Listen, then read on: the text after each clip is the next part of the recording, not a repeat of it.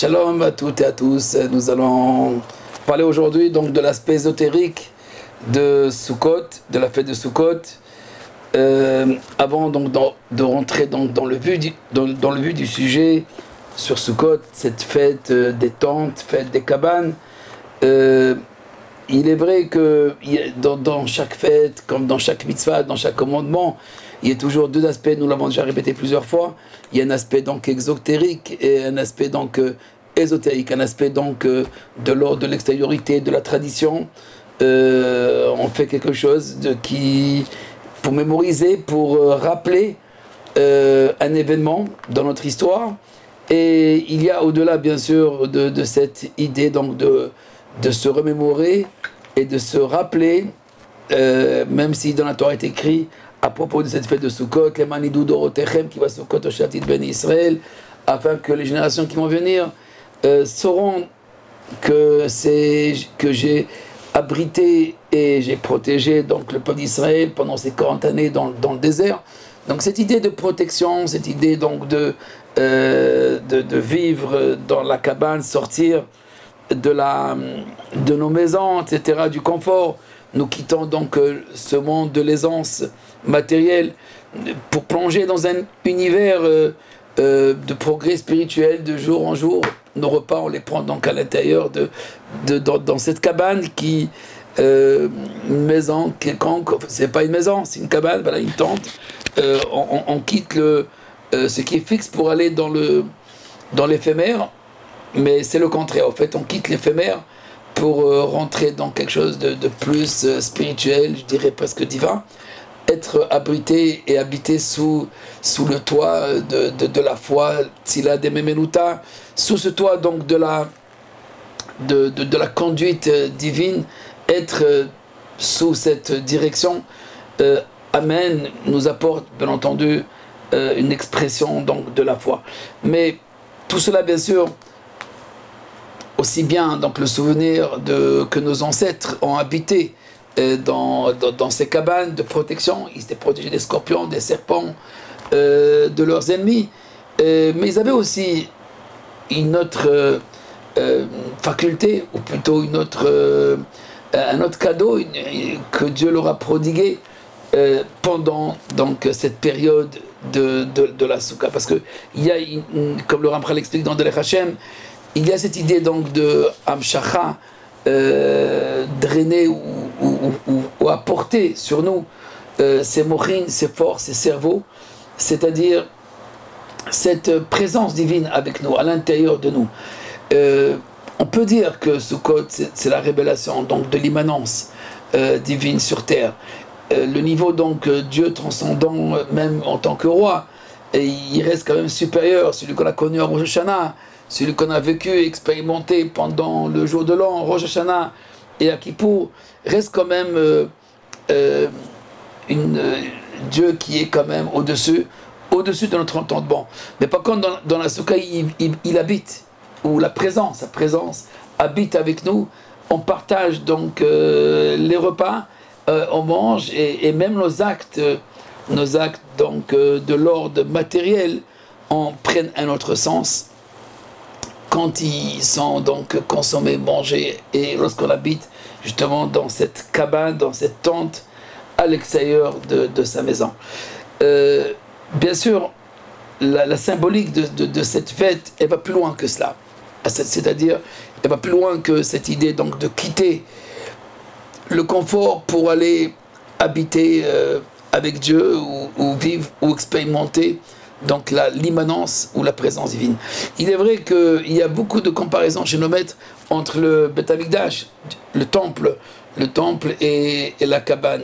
Dans les deux cas, et le temple et la cabane, ils permettent donc de nous distinguer, de nous singulariser, et même de nous offrir la possibilité donc de la vision, de voir, de sortir au fait de nos limites et atteindre quelque chose donc de l'ordre du divin.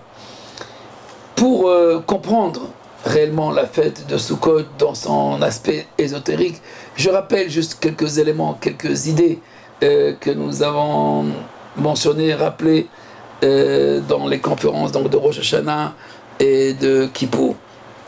Nous savons que d'après les kabbalistes, à Rosh Hashanah, il y a une reconstruction de la Metsiout, de l'existence. Donc on vit un renouvellement, non pas c'est pas seulement une nouvelle année, mais une construction de l'année. On construit le programme de l'année. Pendant 10 jours, comme si le programme de l'année est en gestation, et Kippour c'est l'accouchement. À Kippour, donc on a fini la construction. Chez les kabbalistes, on appelle ça l'année Sira. On a scié, on a coupé la création, ou plutôt l'existence, la réalité, la nouvelle réalité. On la sépare donc du divin. Elle était dans la pensée divine, et maintenant elle est séparée, et il donne donc le potentiel de l'espace-temps. Ce potentiel-temps, il offre aux hommes, il nous donne donc la possibilité de vivre notre expérience avec son expérience à lui, ou plutôt avec sa vie à lui, avec ce qu'on appelle qui dans cette essence divine, de vivre donc cette essence divine. Si à Rosh Hashanah et Kippour nous sommes loin du roi, même si on l'invoque et on l'appelle et on le fait régner par la prière et par toutes sortes de moyens, par le chauffard aussi, par les sonneries, et on fait régner le roi, mais bon, ça reste à un niveau, je dirais, intellectuel, cérébral. Par contre, à Sukkot, il y a une descente. Il y a une descente du roi, et je dirais presque que ce roi, c'est plus le roi, c'est la royauté. Et il partage la royauté avant réellement de commencer l'année, c'est-à-dire Sifra Torah, donc la fin de 7 jours. C'est comme si on reprend les 7 dimensions, les 7 sphirotes inférieures, les 7 forces qui font donc le temps, l'espace-temps. On va les mettre à l'intérieur de la Nukva, à l'intérieur de la Malchut. On va tous ces extrémités, c'est-à-dire l'est, l'ouest, le sud, le nord, le haut et le bas, on va tout faire rentrer, tous ces 6 forces, ces dimensions, dans la 7e qui est la Malchut, qui est la royauté, et c'est la Souka. Donc de tout amener à l'intérieur de ce cœur du monde qu'on appelle donc la Malchut ou la Shrina, la présence divine.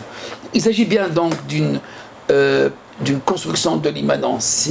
Si pendant Rosh Hashanah Kippour, on était dans ce niveau ou dans ce rapport avec le transcendant, avec Dieu transcendant, roi, mais au-dessus de notre entendement, maintenant, ici, il y a lieu d'apporter ce date, d'apporter ce savoir divin, cette connaissance divine. Donc Dieu partage cette connaissance, ce date, c'est ça, les manidou de Rotechem. Il ne s'agit pas seulement de connaître quoi, que vos générations connaissent quoi, qu'on est passé par l'exil. On le connaît par Pessah déjà, l'exil. On connaît déjà par Pâques, par Pessah, la sortie d'Égypte et ses 40 années du désert. Donc il ne s'agit pas de cela. Il s'agit donc de date, d'apporter ce savoir, d'apporter ce savoir divin, ce date. Et d'ailleurs, c'est ce que les kabbalistes disent, c'est ce qu'on fait avec les nanoïm, lorsqu'on remue, lorsqu'on bouge les loulav, les trogs, tous ces 4 espèces, et en les ramenant vers notre cœur, on ramène justement ce savoir à un niveau, je dirais, presque sentimental, à un niveau donc de notre fort intérieur. Et même si la Shrina, la présence divine aussi, est considérée comme le cœur de Dieu, place-moi dans ton cœur, et là on apporte tout vers le cœur. En fait on amène les 6 extrémités du monde, on les amène dans ce cœur, dans cette âme divine qui elle nourrit le monde, non pas seulement de la subsistance, de la nourriture, mais elle nourrit aussi de la spiritualité. Si à Rosh Hashanah et Kippour on a préparé le plan, mais il reste au niveau d'un plan dans le monde de l'émanation, dans le monde spirituel qui est au-delà de l'entendement.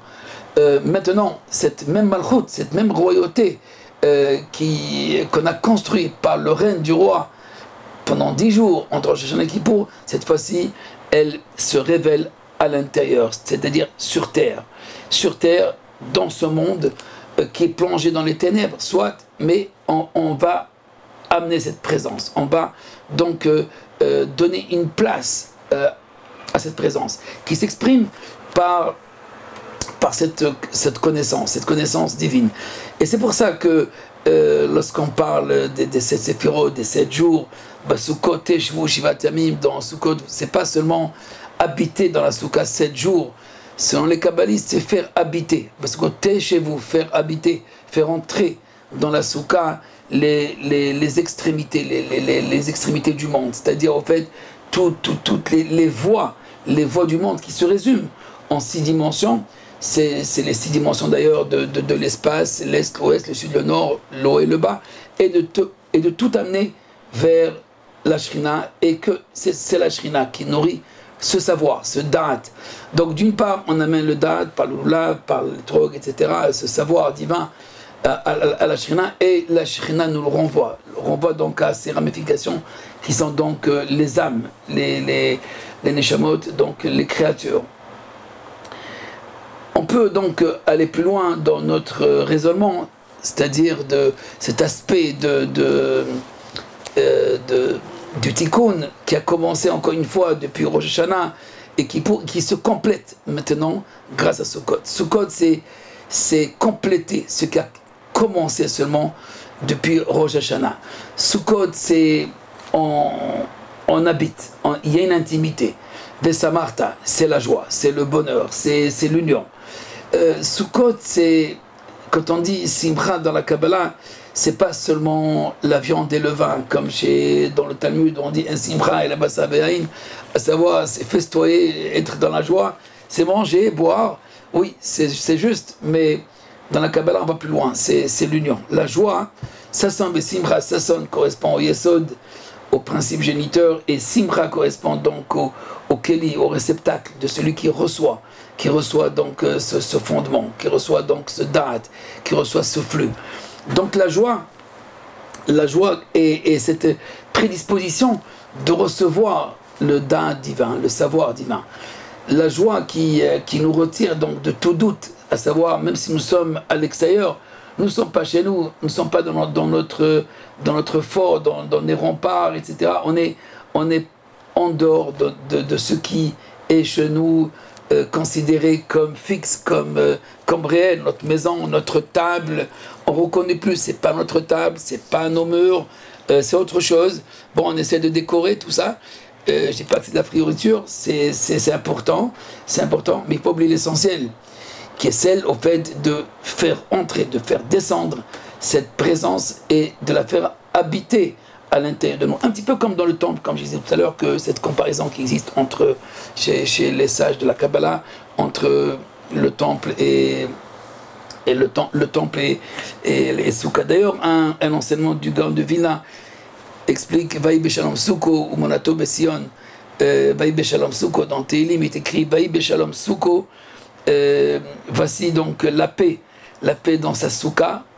Et Umonato Betzion, et sa demeure se trouve à Tzion.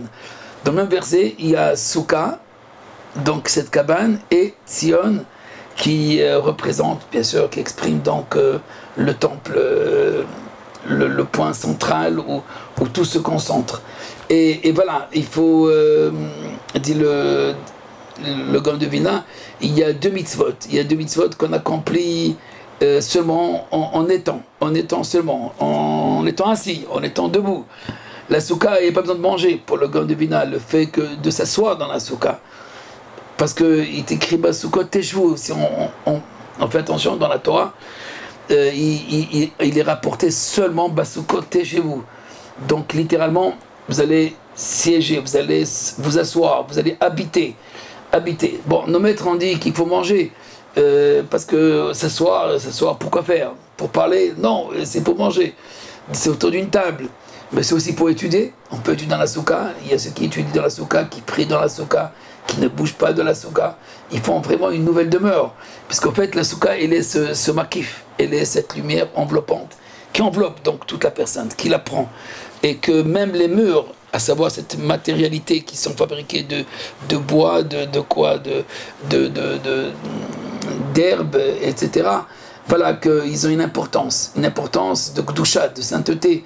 On n'a pas droit d'utiliser même une brindille, même, je sais pas moi, un petit morceau de feuille ou un fruit, s'il a été attaché donc au toit, on n'a pas le droit de l'utiliser parce qu'en fait, il reçoit ce niveau donc de Kedusha, de sainteté, et il ne peut plus donc être utilisé. Donc un peu comme dans le temple où les murs eux-mêmes ont une valeur de sacré, de saint même. Ceci dit que dans notre soukha, aussi notre corps, ce qui est important c'est le corps. C'est le corps. Pourquoi je dis le corps? Parce que c'est le corps qui doit s'asseoir. L'âme, elle peut être avec Dieu, n'importe où. Elle peut être dans une maison, elle peut être partout. Mais là, il s'agit de mettre le corps quelque part, de placer le corps quelque part. Pour vous donner une idée d'un ordre à la Rix et d'essayer ça vient donc du Ben Ishraï, donc, qui a été aussi un grand maître de la Kabbale, et pour essayer de comprendre un petit peu ce tikkun du corps qui se fait pendant la soukha. Alors pour le Ben Ishraï, un homme qui se trouve dans la synagogue pendant Sukkot, et il somnole, il s'endort quelques minutes, alors il faut le réveiller. Pourquoi? Parce qu'il faut dormir dans la soukha. Bon, il est vrai que tout le monde n'est pas d'accord avec cette halakha, mais c'est une halakha qui est connue chez le Ben Ishraï, c'est-à-dire de ne pas laisser une personne dormir en dehors de la soukha, même dans la synagogue. Donc pourquoi? Parce qu'on risque de perdre justement cette relation, de perdre cette intimité, de perdre cette unification avec l'âme, avec la shrina. Et vous allez dire avec la synagogue aussi, il y a la shrina, dans l'étude de la Torah aussi, il y a la shrina, il y a la présence divine. Et soit c'est vrai, mais c'est 7 jours dans l'année ont une singularité où la présence se trouve dans une cabane, et se trouve dans une maison que tu as construite à l'extérieur de chez toi. Et dans cette maison-là, il y a donc quelque chose qui descend, quelque chose qui t'arrive et qui te permet justement de monter, de t'élever. Et ce qu'on appelle donc les mochin, c'est cerveau. Et quelqu'un qui dort, au fait, il perd les cerveaux. C'est quoi qui perd le cerveau? Au fait, il n'est pas dans le conscient, il est dans un inconscient. Et bien sûr, il est vivant, il a son cœur qui continue à battre, il est avec son nefesh, avec son ruach, mais pas avec son neshama, il n'est pas avec son âme. Alors que dans la soukha, même en étant dans le sommeil, on se trouve en union avec cette âme. Pourquoi? Parce que tout simplement, il y a dans la soukha ce tikkun que je vais expliquer maintenant, qui s'appelle le monde des Hakudim. Le monde des Hakudim, qui est un monde où l'âme et le corps ne faisaient qu'un. L'âme et le corps ne faisaient qu'une seule chose. Dans la Kedat, on retrouve ce mot donc de ligature ou ligotement, ou lorsque Abraham va ligoter son fils. Quand il ligote son fils sur l'autel, alors il y a une sorte d'unification entre le corps et l'âme. Il ne s'agit pas donc du sacrifice, mais du ligotage. Il faut ligoter le corps. Le corps, c'est le keli. C'est le keli, c'est notre vase, c'est notre instrument avec lequel on communique, on voit, on réfléchit aussi. Le corps réfléchit à partir des sens. Et il a donc un monde à part. Mais il est lié à un monde de l'extériorité. À tout ce monde, à tout ce qui existe dans ce monde. On peut dire que le corps, c'est le microcosme de tout ce qui existe dans ce grand macrocosme qu'on appelle l'univers. Mais voilà, l'homme possède une âme. L'homme possède une âme divine. Et cette âme divine, il faut qu'elle soit un avec le corps. Alors voilà, il y a 7 jours, avant de rentrer dans la nouvelle année, alors on va construire cette union dont je parlais tout à l'heure, ce zivou, cette union du Kli et le or et le Keli, c'est-à-dire la lumière et le vase, l'âme et le corps. L'acte de manger ou de dormir sont les actes les plus basiques, n'est-ce pas, au niveau du matériel, du monde matériel. Et voilà, ces deux actes, ou s'asseoir aussi, s'asseoir, dormir, manger, qui sont donc des expressions du corps, vont maintenant devenir des actes sacrés. À savoir, il y a une mitzvah, il y a un acte sacré, donc de manger, je dirais même de dormir. Alors que dormir, ma foi, il n'y a rien de sacré là-dedans, à part que quand notre âme s'envole et on reste avec le niveau le plus bas donc de l'âme humaine. Mais voilà, que dans la soukha, notre corps, lui, il perd plus conscience de cette réalité qu'on appelle la présence divine. Il est même dans le sommeil, je dirais presque même une léthargie. Parce que même lorsqu'on mange, on perd notre état d'âme. Pour garder son état d'âme, alors comme nous avons appris, il faut bénir Dieu, il faut remercier Dieu de ce qu'il nous donne, mais ce n'est pas suffisant. Il faut garder cette conscience, cette conscience de la présence divine. Mais voilà, il y a 7 jours pour cela. Pendant 7 jours de Sukkot, il nous a donné la possibilité de faire cette relation, cette unification du corps et de l'âme, du or et du kali, de la lumière et du vase. Si au début donc, quand je dis au début, avant la création du monde, l'âme du monde, ainsi que le corps du monde, donc ce monde matériel, du monde, si ils étaient donc ensemble, ils se sont séparés. La matérialité, donc le monde, l'univers, en tant que l'univers palpable, n'est-ce pas, se sépare de la pensée divine. Dieu a institué donc des lois et qui dirigent et qui animent donc cet univers, aussi bien dans l'espace qu'au niveau du temps, qu'au niveau de l'histoire, mais reste que l'homme est inconscient de ce qui anime le monde, c'est-à-dire la shrina, la présence divine. Cette présence divine ou l'immanence, elle va se révéler pendant Sukkot. Elle se révèle pendant Sukkot. Elle se révèle dans Sukkot. Elle va faire un avec le corps. Donc le corps et l'âme s'unissent. C'est pour ça que ces actes insignifiants, je dirais, manger, boire, dormir, etc., vont devenir des actes de l'ordre de la sainteté. Et ils se sanctifient par eux-mêmes, c'est-à-dire il n'y a pas besoin d'une pensée spécifique pour les sanctifier, nos actes. Le fait même de s'asseoir, donc il y a quelque chose qui se passe du fait de s'asseoir, de rentrer dans cet endroit qu'on appelle donc la cabane, la tente, et il y a une sorte donc de lumière qui nous enveloppe et qui nous permet de nous introduire notre corps dans cette dimension donc de la sainteté. Pour conclure, cette fête, si elle est bien sûr spécifique au peuple juif, pas tout à fait, mais apparemment elle est spécifique au peuple juif, c'est-à-dire la sortie d'Égypte. Si on relit à la sortie d'Égypte, on voit que dans Zacharie, dans le prophète Zacharia, il y a un appel aux nations de venir aussi et partager cette fête avec le peuple juif en Israël, à Jérusalem.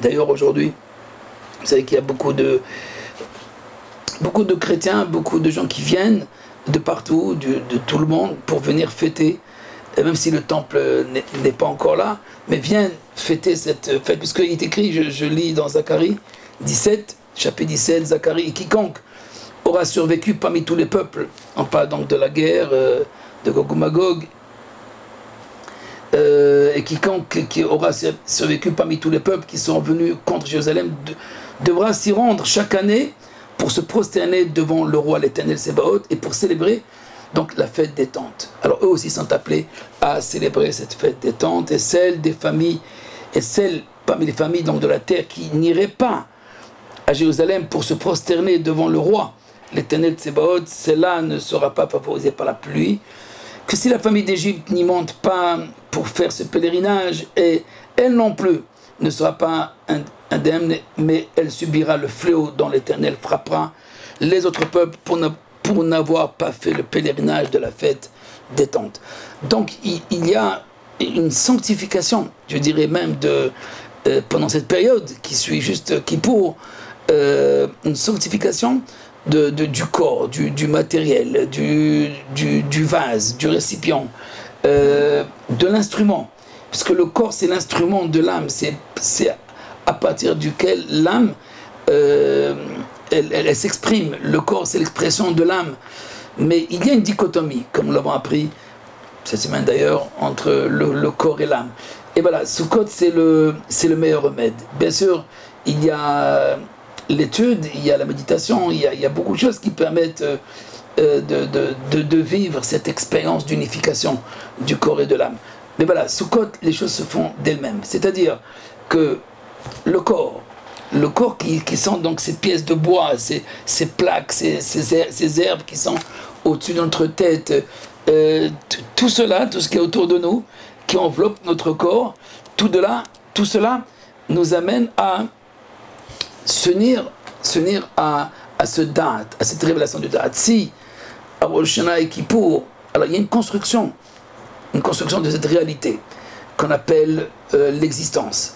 Mais cette existence, elle n'a pas de date, elle n'a pas encore la Malchut, elle n'a pas de date. Et pendant cette fête de Sukkot, alors il faut apporter le date à la Malchut. Pour résumer le tout en une phrase, que signifie donc amener le date à la Malchut? Si on a construit la Malchut, la royauté, encore une fois la royauté qui exprime cette existence, qui exprime cette réalité, cette Metsiout, cette réalité que nous vivons, cet espace-temps. Maintenant, cet espace-temps, lui,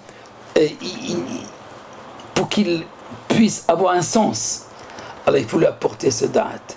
Et ce date arrive à Sukkot. Les Ma'an Yedou.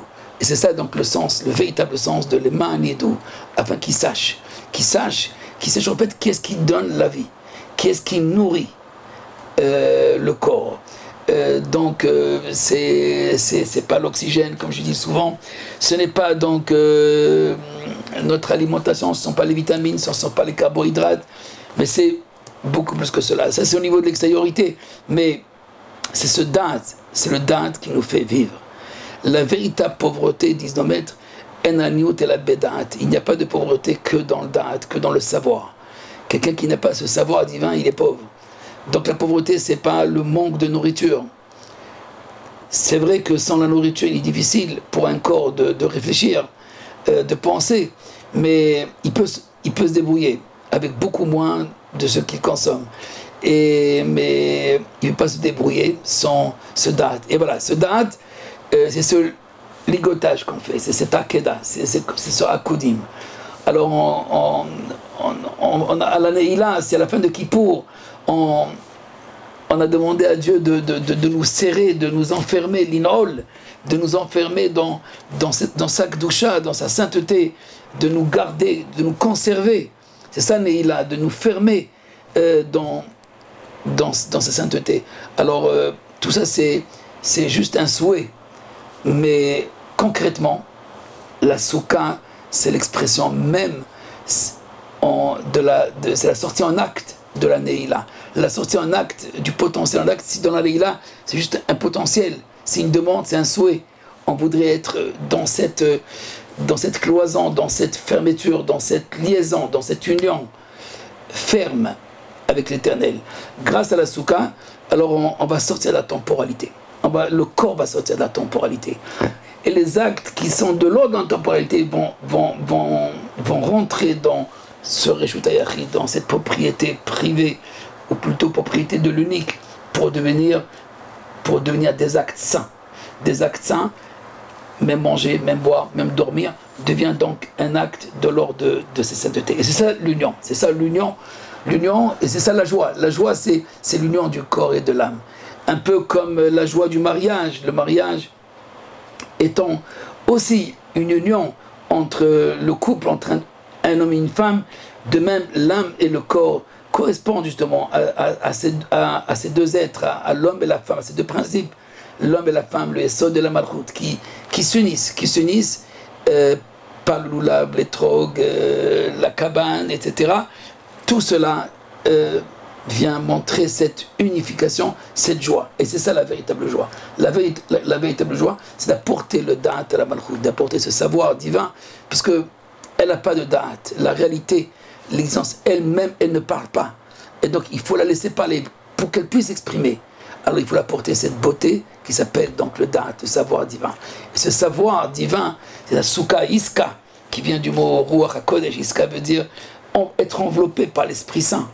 Et c'est comme Sarah s'appelle Iska, Souka. Dans Sarah, il y a aussi Iska, cette idée donc de être enveloppé par l'Esprit Saint. L'Esprit Saint, c'est le corps qui n'est pas animé seulement par la perception des sens, par ses yeux, ses oreilles, etc., par l'intelligence naturelle. Il est animé par cette intelligence divine. C'est ça qu'on fait donc. On a commencé à le faire depuis Rosh Hashanah, pas des appels, pas des prières, mais là c'est concrètement par un repas, par le sommeil, dormir dans cette place, dans ce makom, dans ce lieu où se révèle donc cette réalité qui est donc le Da'at Elyon, cet esprit suprême qui intègre les 6 extrémités de l'espace-temps et qui forment tous une seule entité. C'est ça donc le sod, le mystère et de la Souka. Voilà, je vous souhaite tous une bonne fête et surtout une bonne joie. Samarta Bechagera, tu seras joyeux dans cette fête si tu relis. C'est le ciel et la terre, le corps et l'âme, l'intériorité et l'extériorité. Shalom et à très bientôt.